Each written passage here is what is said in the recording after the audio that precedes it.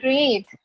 Wow, what a turnout. We have 57 of us online. Xin chào. Welcome to the first talk show in GrabVentures Startup Survival Tactics series. My name is Aditi Sharma, and I look after startup programs and investments for GrabVentures. I will be your host this afternoon. While I have this audience, let me make my 1-minute pitch about GrabVentures Ignite program.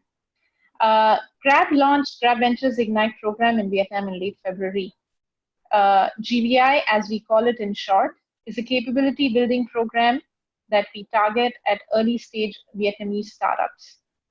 We expect to invite 20 to 25 rockstar founders like you from Vietnam and bring them into a 1-week bootcamp in Ho Chi Minh City. 10 to 15 of these startups will eventually go on to join the full 14-week program. At the end, 3 to 5 startups will receive up to $150K USD in investments and a whole host of other benefits that total up to USD 1 million. However, the current COVID pandemic, which we all are going through, has impacted our program as well. As some of you might have already seen, 2 weeks back, we announced the extension of our application deadline to end June, and we also moved our start date to August. There were 3 key considerations that we made to this decision. First, we want to allow the founders a full opportunity to focus on all the critical tactical measures for their startups in this current times. Second, we value face-to-face time with our founders a lot in our programs. And we believe that this extension of timeline will allow us to assess the situation better and see when we can do the program in a face-to-face format later in the year. I think third and most important, I would say, is we wanted to take this opportunity to touch a much broader community of startup founders through initiatives like this. In that spirit, we are kicking off the Startup Survival Tactics series. This is a host of talk shows or conversations with seasoned experts from various fields on how founders can best weather the COVID storm. With that, I would like to welcome 3 of our very distinguished panelists today who have taken the time to come join this session. First of all, I would like to introduce Mr. Quang, who's the Director of Vietnam National Innovation Center under the Ministry of Planning and Investment.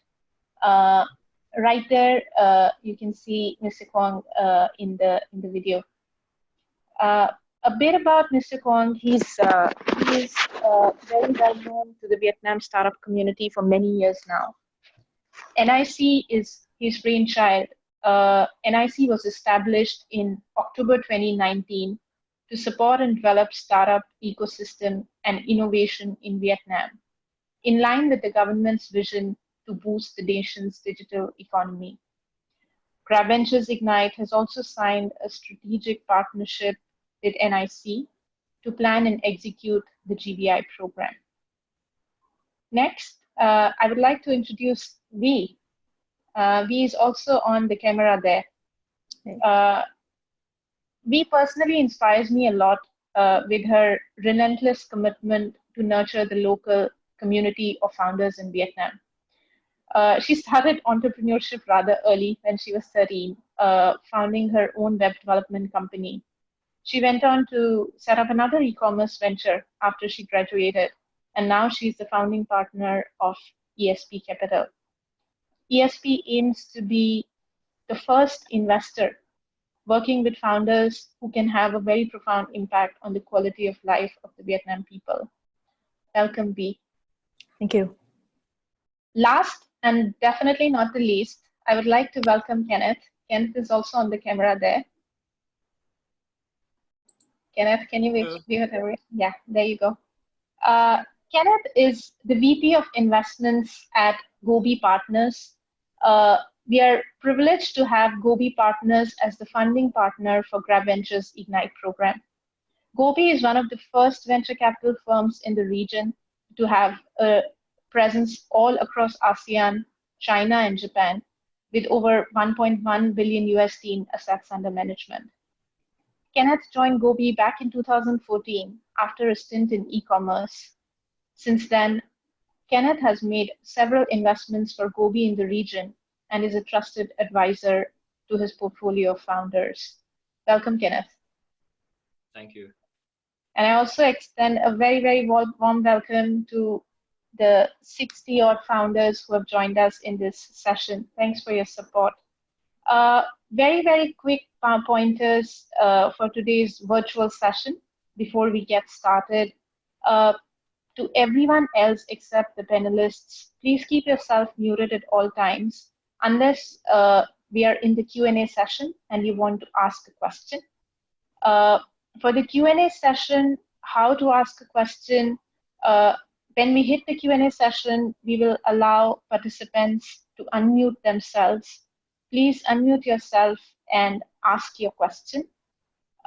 In a scenario where we see a lot of people asking questions in parallel, given there's a lot of us, please post your question in the chat along with your name and company. So just put your name, which company you're from, and what is your question and who do you want to ask that to. So those are the basic pointers around how we will run today's session.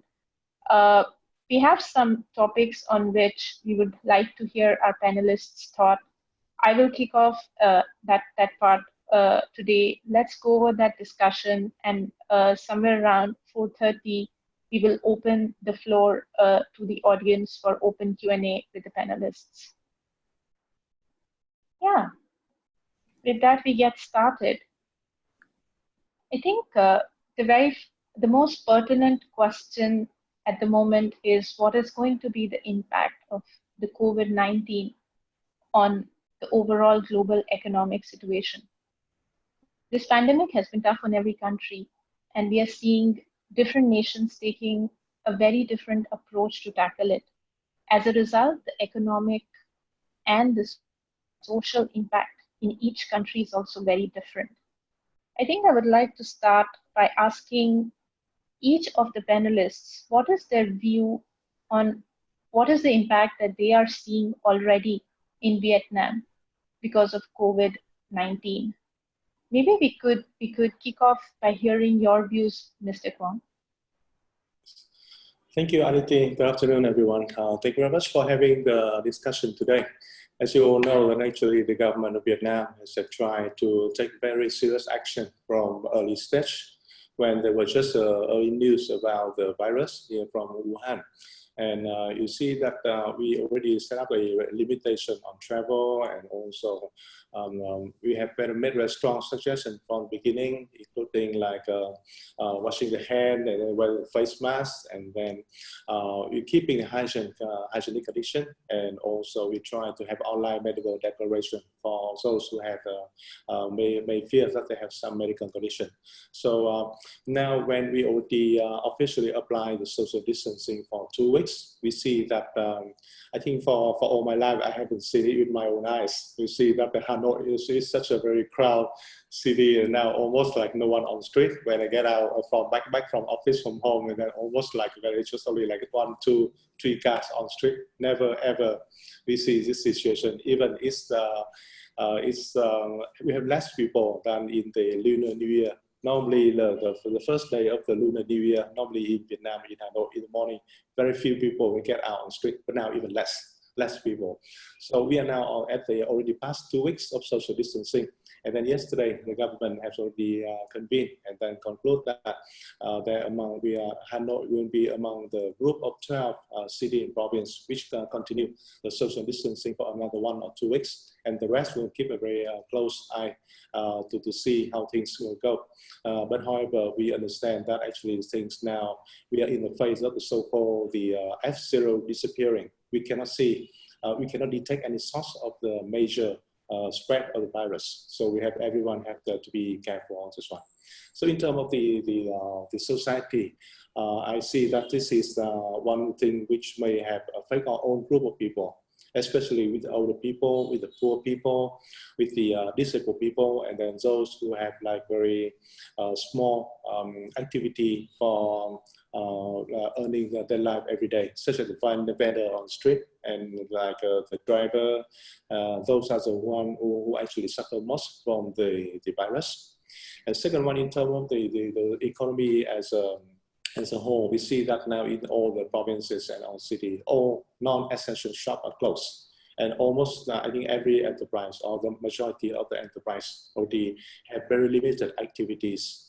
So I think if this happened for 1-2 weeks, yeah, it may be an unexpected but surprising experience for everyone. But now we continue for already several weeks. So now I think everyone's turned their attention from the medical issues to the economic issues.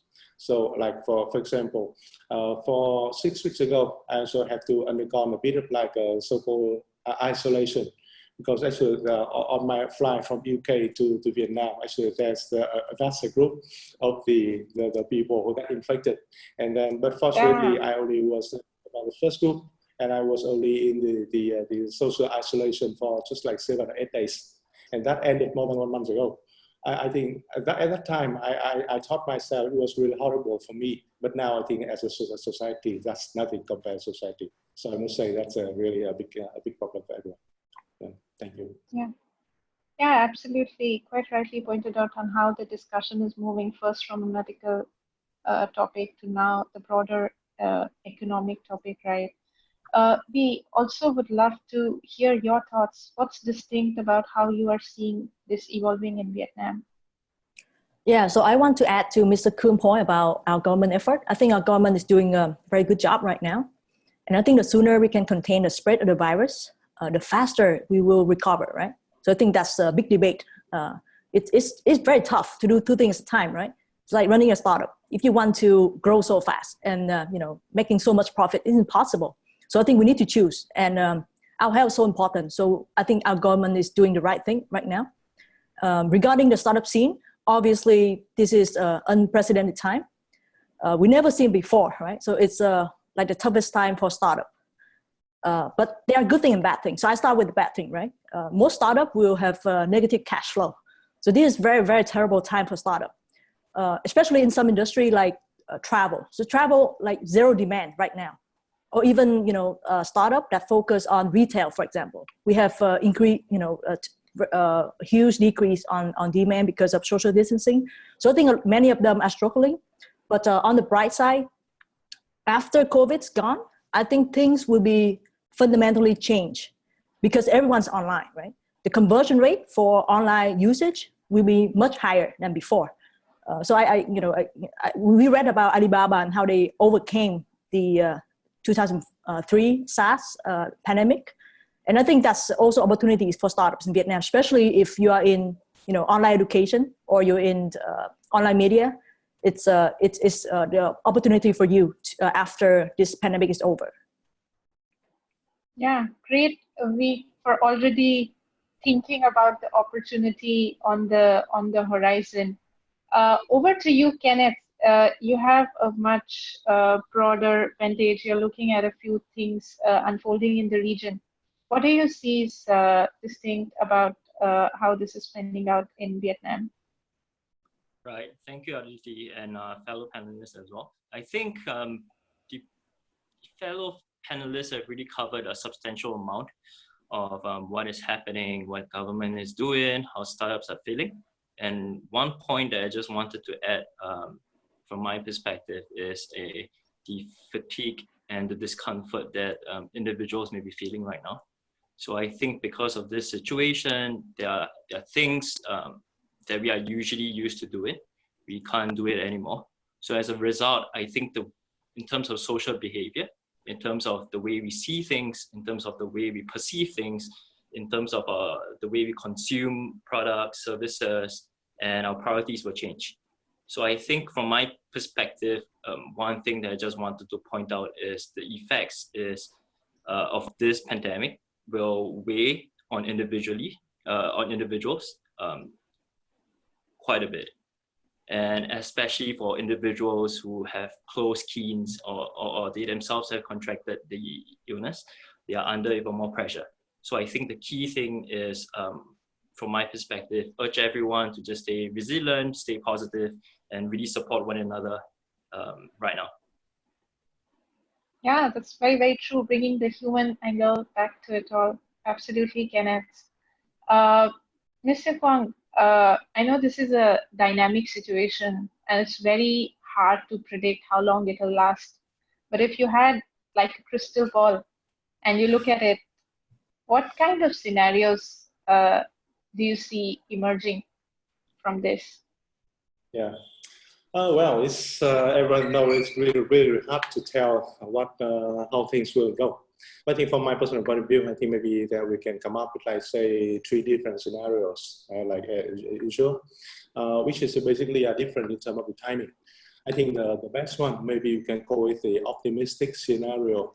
That is when we can think that things are expect to get back to normal within 4 weeks from now.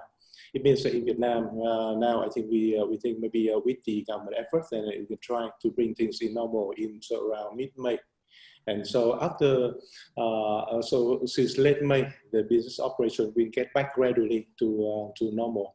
But that will be for Vietnam. But I understand for the world condition now, I think for other countries, it's not that fast. It's still take time for the other country to recover. So I think should the optimistic scenario happen, and so the Vietnamese business community will have to work on the domestic market first, and then they can wait until the situation gets better in other countries. But that would be for the optimistic scenario. The second one I would say would be about maybe the so-called base scenario. The base scenario, we expect that Vietnam can control the virus around in the later part of the second quarter. It means around June.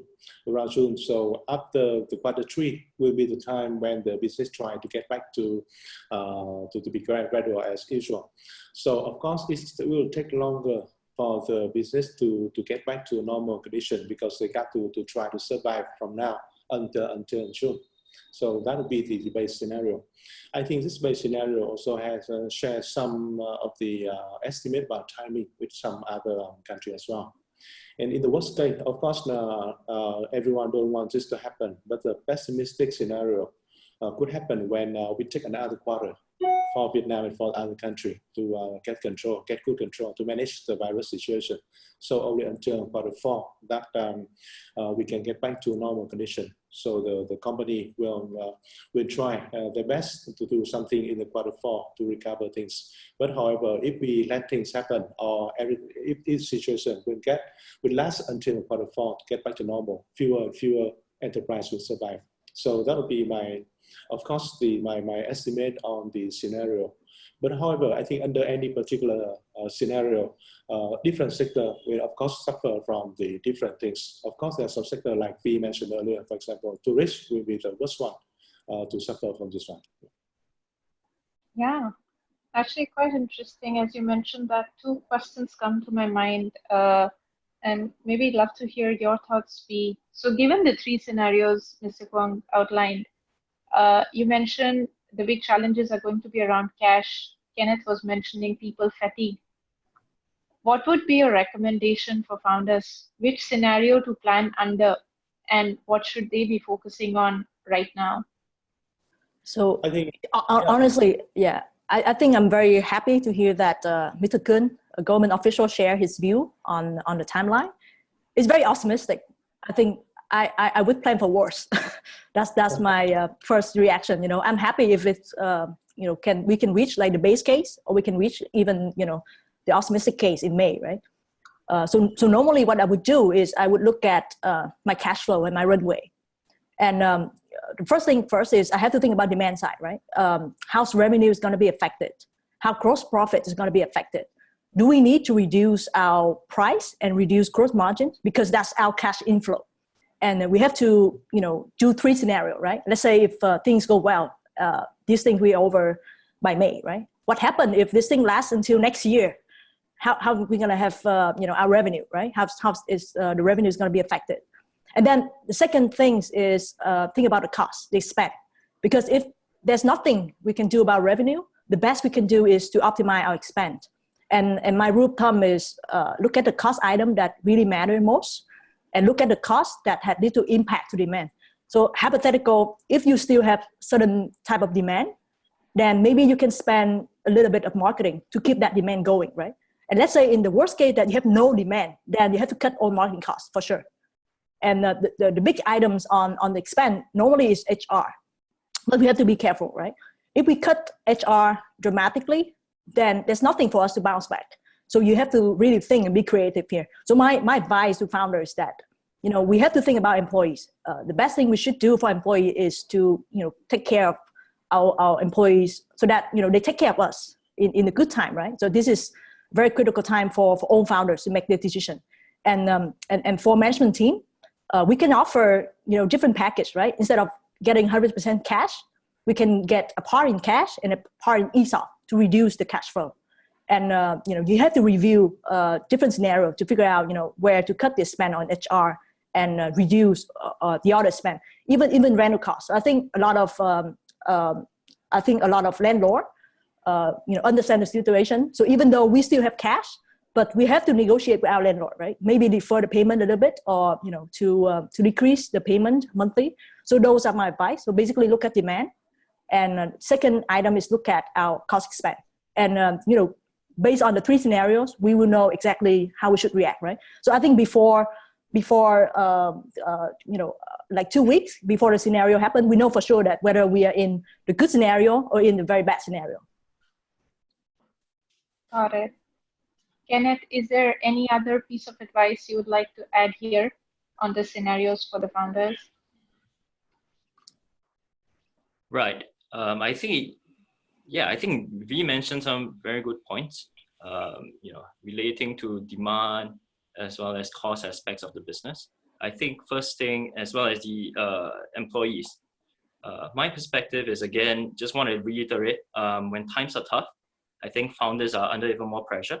So I think the key is really to stay focused, stay resilient, and really stay motivated. Because from my perspective is, with every crisis comes new opportunities. So the question that I urge really all founders to really think about is your company in a good position to capitalize on new opportunities when this pandemic has subsides? Of course, in the short run, immediate steps is really to understand the immediate cash position that the company has. I think right now it's really important to really sit down and really look at the numbers. In terms of cash runway, how many months do you have? Like what previously was mentioned as well, the situation is uncertain. We are unable to plan for how long this whole situation might last. But it's important right now, things that are within your control is how much cash do you have? How much runway can you work on? And with that, of course, you look at your receivables, you look at your inventory, as well as your payables. And what we mentioned earlier as well was negotiate hard. Try and really negotiate a more favorable repayment structure to debtors and creditors. At the same time, receivables, same thing. Work with clients, work with your users, and work with your partners, because everyone is facing the same pressure, if not more. So work together and really try to improve the cash position right now. And second thing is really to do stress testing and scenario analysis, like what we previously mentioned. How many months are you gonna project that you can run without revenues? And if it's really short, be it lesser than 3 months to 6 months, really think that founders should consider cutting costs, restructuring, be it a compensation in the form of ESOP options, stock employment options, or other forms compared to cash payments, really to maintain the cash level of the firm. Because the firm not only takes care of the founders, but also the employees family, partners family, and everyone in the stakeholder. So from my perspective, and the last part of course, take time to really think about the value proposition of the business. When this pandemic is ongoing, things have changed. In terms of processes, they are hindered. People are working from home. How do you establish communication? How do you improve all of this processes, and if there are weaknesses and flaws, take some time to really think about it, to really improve all of these structural weaknesses. And so that when the whole situation improves, you can really improve the efficiency of the business and really take off when this whole situation passes. Yeah, I'm sure everyone is going to come out of this. I'm sure everyone is going to come out of this pandemic with new capabilities and new muscles. Just a follow-up question to that, Kenneth. You mentioned new opportunities.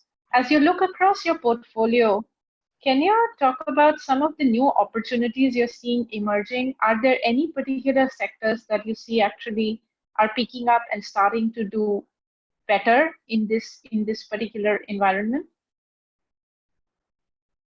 Yeah, so right now, based on our observations and our experience working with the founders, some of the companies are actually doing slightly better in crisis like that.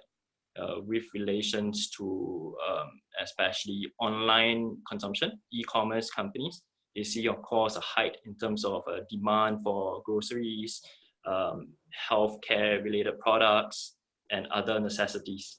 At the same time, delivery companies as well, they see a surge in demand.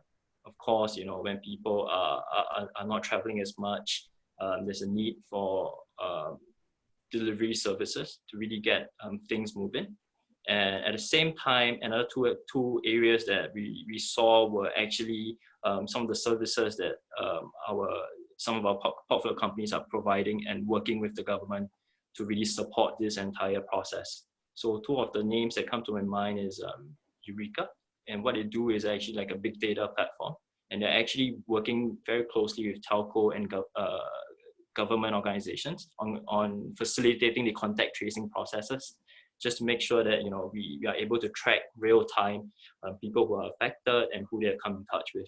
Another area that we saw was drone, in the drone space as well, in terms of surveillance. Aerodyne is one of our portfolio companies as well, and they're supporting government with regards to surveillance to ensure that there's minimal movement within the city and to contain the spread of these disease. So I think yeah, in terms of opportunities, yeah, you really pay attention to what are some of the immediate problems, and if the company is in a good position to really support the ongoing efforts, I think these are opportunities that founders should pursue. Great. Over to you, Mr. Kwong.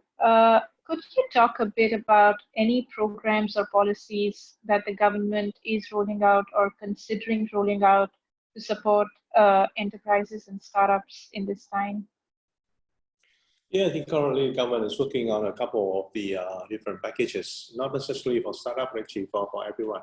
So we come up with, say, 4 packages. The first one will be for those who are directly fighting against the pandemic.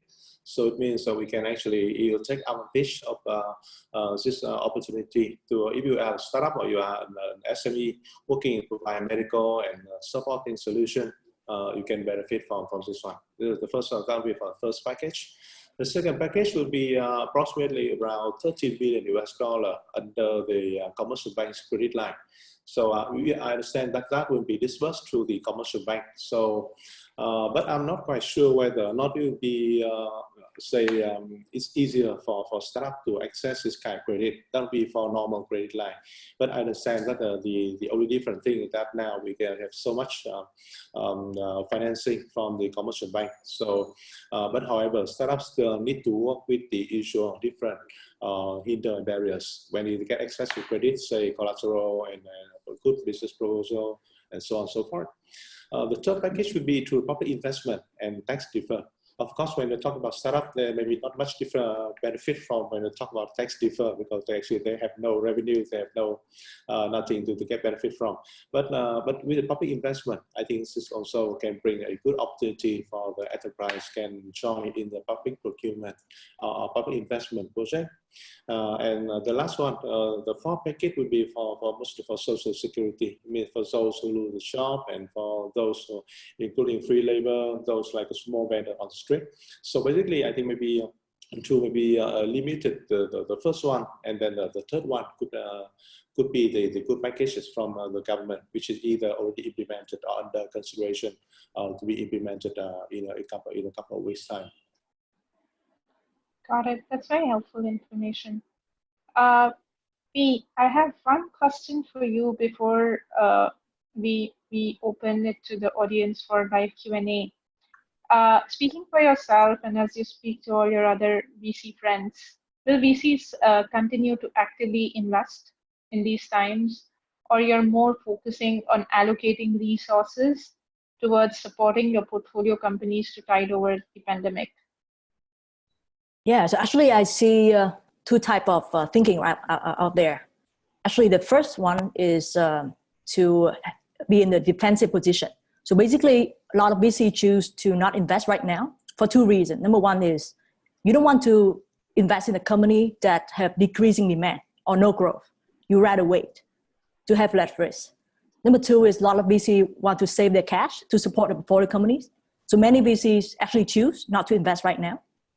But the opposite mindset is a lot of VC trying to get in on a deal at a much better valuation, or if they think an industry is still good, let's say, if you are in online education, you're still doing well, or if you're in online grocery and you're growing, some of the VC still want to get in the deal and want to deploy the money. And looking back, I think, we have to, so as a startup, as a VC, I'm very positive thinking, right? Because, normally I think the best invention would come out of crisis. So looking back to the financial crisis, 2008, 2009, I think we witnessed the rise of fintech, P2P lending, because lending dried out from the traditional financial channels because of the extreme crunch. So a lot of P2P lending platform was launched during that time. And we have the invention of cryptocurrency because, people lack trust in the government. So they want a decentralized currency that would not be controlled by, a central authority, for example, right? And then we also witnessed the emerging of sharing economy. So, Uber was launched back in 2008, and then Airbnb around the same time. So I do believe that, looking forward after this crisis is over, there's never a better time for online business to thrive because people spend more time online like never before. So if you want higher conversion rate from online to offline, it's your chance. So, out of my personal investment and out of ESP, we're still actively looking for good opportunity to invest. But, as a whole industry, definitely there will be holdback. There will be slower activities than before. Great. I think with a lot of government support and very positive investors, Vietnam can definitely tide over this. With that, thanks a lot to all the panelists for sharing their thoughts. Very, very insightful. With that, I would like to open the floor to all the founders for questions. There were some founders who submitted questions into the pigeonhole. Can I invite Tuan Tran from Ariot to ask the question, please? Tuan, please go ahead, unmute yourself and pose your question to the panel.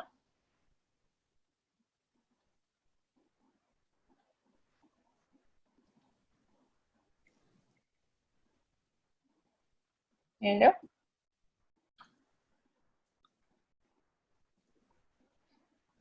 Okay, I think Tuan may not be able to unmute. Let me speak the question. So the question is, what if I have to change my business model due to the outbreak?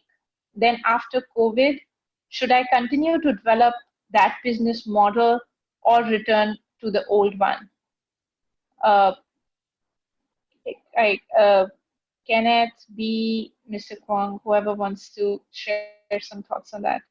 Yeah, I can share. I think if you look very long term, if your current business still make a lot of sense to consumer in the long run, then keep it. But in the meantime, if you need to do something to bring more cash to help the company survive, then do it. Like just as a temporary period, right? Not structurally change your business. But if you think that your current business still face a lot of difficulties after this pandemic is over, then you can start pivoting, and that can be a permanent pivot, right?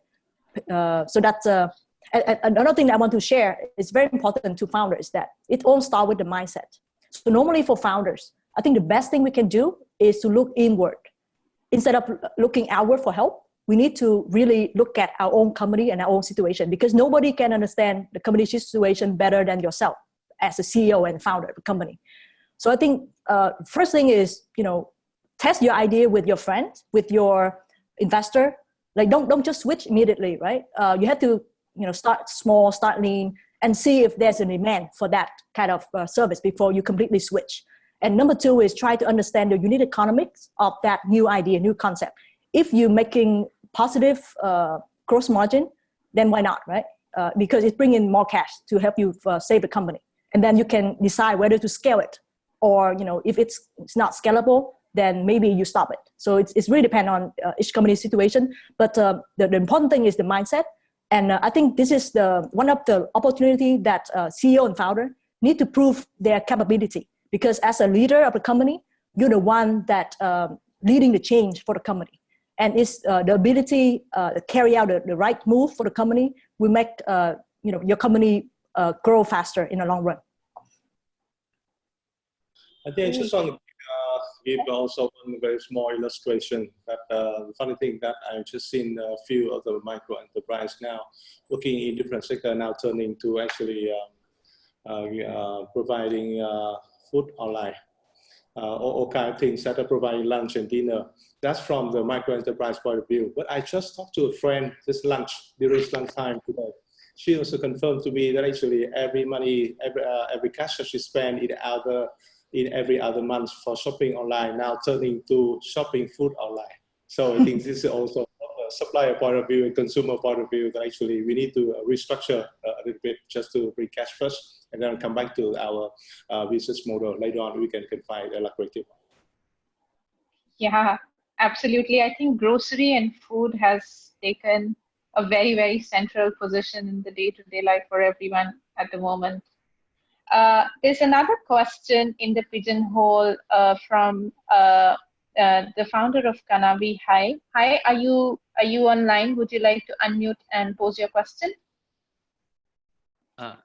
Yes, hi. So I have a question that now I see a lot of business, they stop working to wait COVID-19 gone.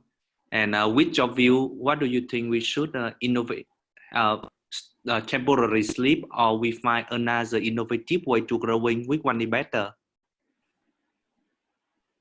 Yeah, that's an interesting question. Go into hibernation or temporary sleep, save cash, and come back, or look for alternatives. What are your thoughts?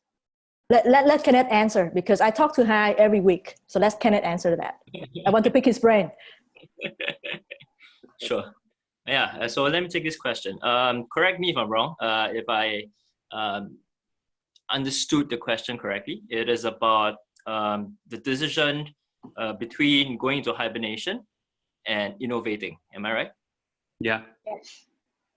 Got it. So I think there are a couple of factors. First of all, again, I think it goes back into the cash position right now. From my perspective, is startups facing a liquidity crunch. If you have a very short runway, I think a possible immediate step is really to consider restructuring of the firm. And if the runway is even shorter than expected, going into hibernation might be the optimal option, because survival is key. And there's always a chance that you can rebuild the business or grow the business after this pandemic. On the other hand, in terms of innovative ways, I think there are two parts to this. It is related to immediate cash position as well.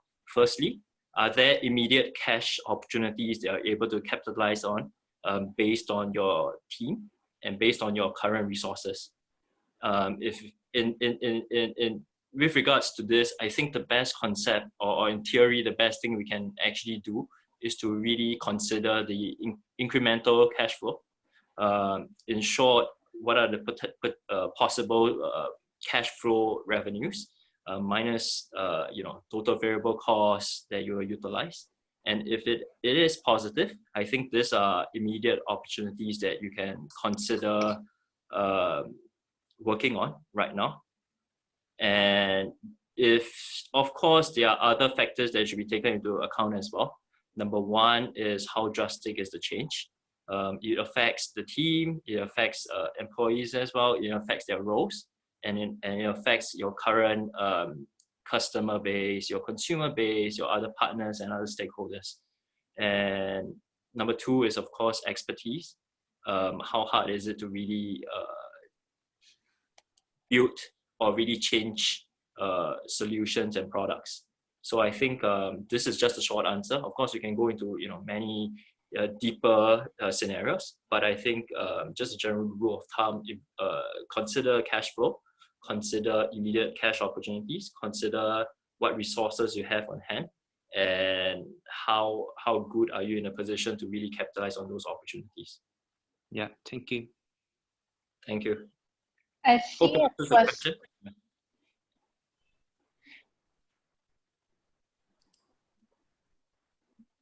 Hi is nodding yes.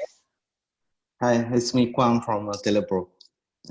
So I believe that the high question I asked myself too the last couple of weeks, and my answer is that we push the sales, and the tech team is focused on bringing the new, more convenient to my customer to deal with the pandemic, because so before we already know that our customer is very lazy, so they're not going to the control panel in our platform. They just wait from when my quality control team send them the report and interact with them daily.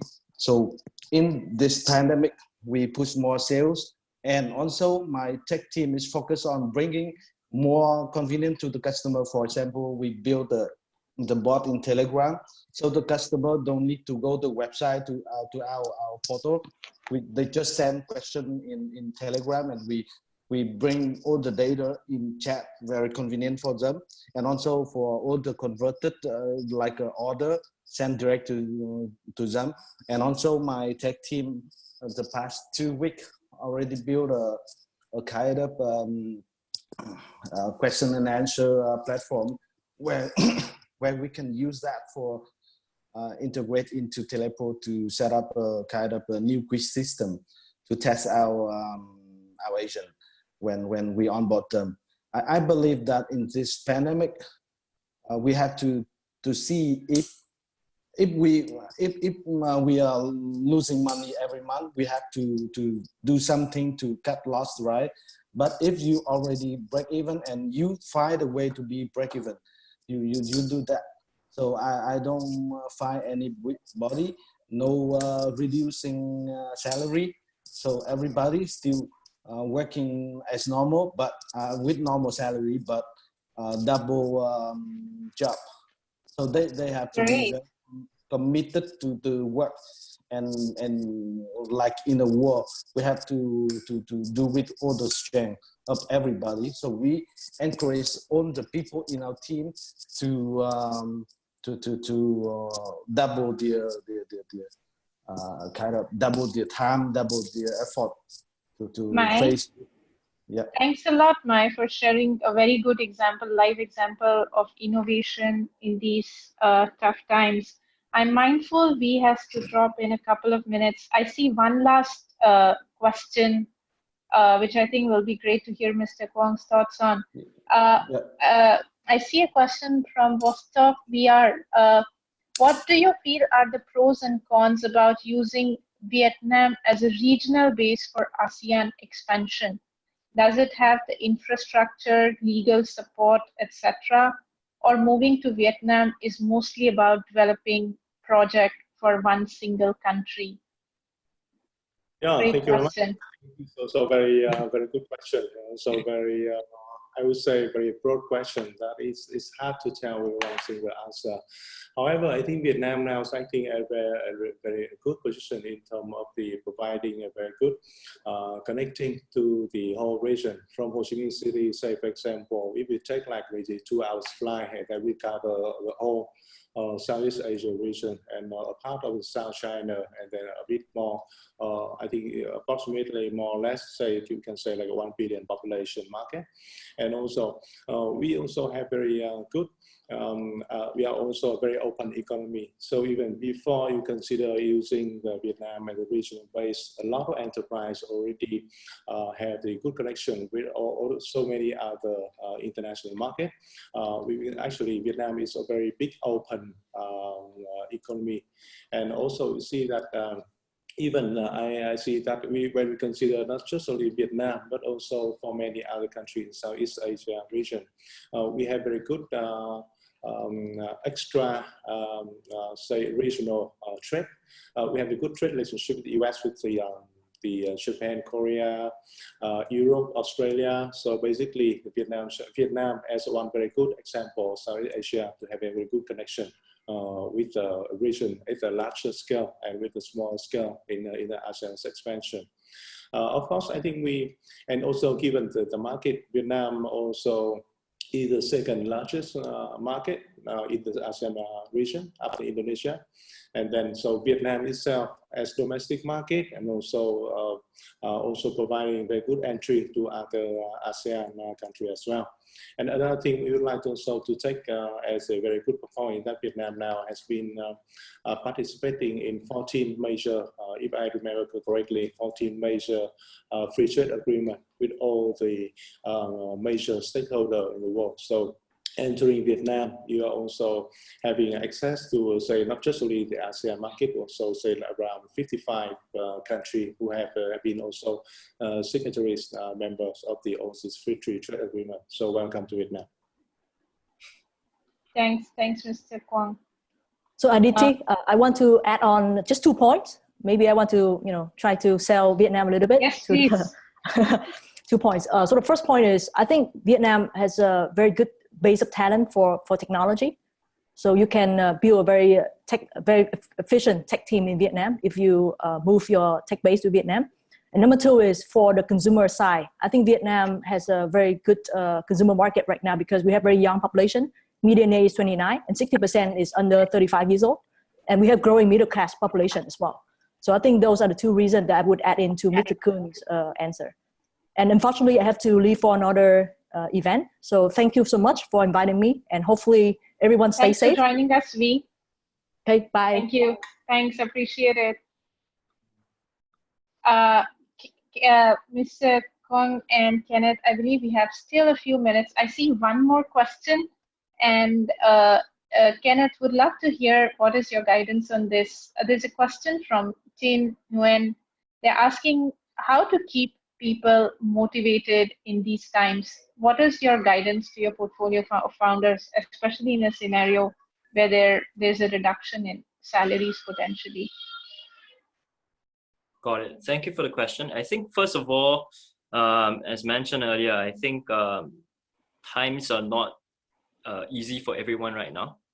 I think the key thing is to really take care, understand, and support the needs of every team member within the team itself, because everyone is under pressure, but everyone understands what needs to be done, and they understand that situation has changed.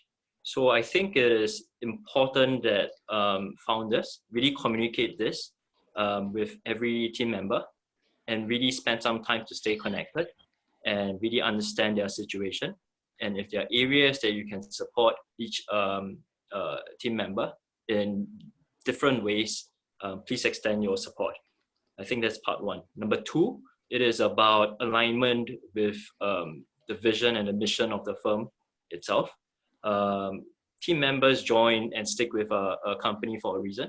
So their goals and their different priorities or different factors that really encourage them to work for this firm.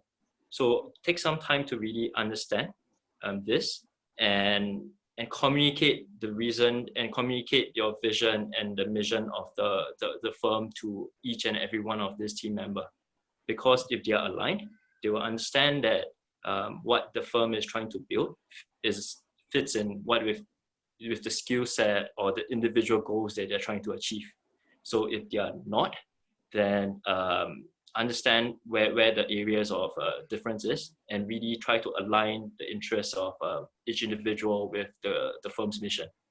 Part 3, I think wage reduction is one factor. It affects everyone, but it affects individuals to a different extent.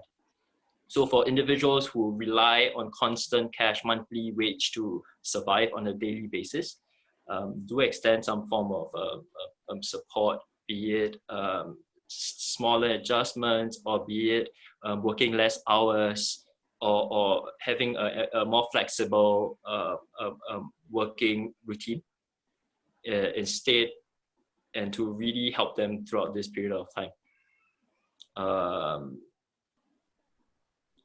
And last part is, of course, as mentioned, it can be done through granting stock options. Yeah, definitely great ideas, because I think especially in this downturn, we're seeing companies getting a lot more creative around retention, thinking beyond non-financial or non-monetary measures. Thanks for sharing your thoughts there, Kenneth. We're running close to time. This brings us to the end of today's session. A very big thanks to all our panelists for offering their precious time, Mr. Kwong, Kenneth, and V. This was really insightful. A big thanks to all our founder friends as well for showing support and tuning in such large numbers. Please stay tuned to our social media channels and LinkedIn for more updates on the upcoming talk shows and more initiatives that we'll bring to support the founders. 2 requests before we sign off. On the screen, you see a link. The GBI application deadline is extended to June 30th. Look at the link on the left in case you want to apply to the program. At the same time, we want to hear feedback on these sessions so we can make it better for you in the future. Please click on the feedback link on the right, or you can scan the QR code, fill up the 2-minute survey form, and give us feedback on how we can make this even more effective. With that, I want to thank everyone. Thank you very much, Aditi. Thank you very much, Ken. Thank you. Thank you. Have It's a pleasure to be a here. good evening, everyone. Yeah. Thank you. Thank you.